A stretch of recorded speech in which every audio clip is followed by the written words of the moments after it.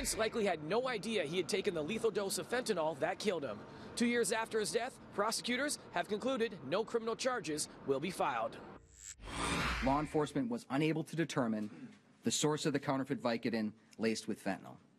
Therefore, without probable cause and no identified suspect, the Carver County Attorney's Office cannot file any criminal charges involving the death of Prince.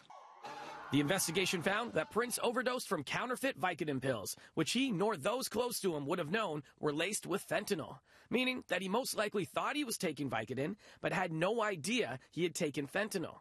There was no evidence on where the 57-year-old singer obtained the laced counterfeit Vicodin pills, the result being no criminal charges filed.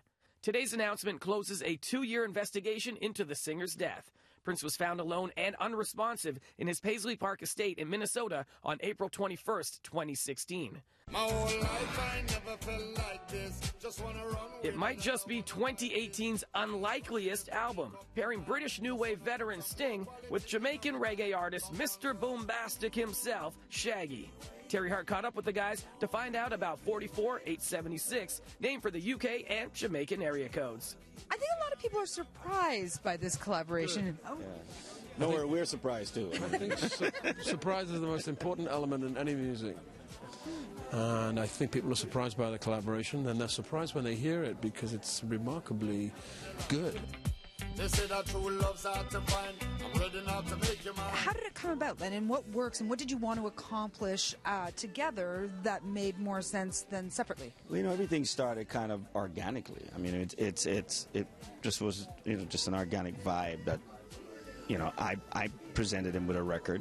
He heard the record immediately and thought it was a hit and was like, yo, he jumped on the hook.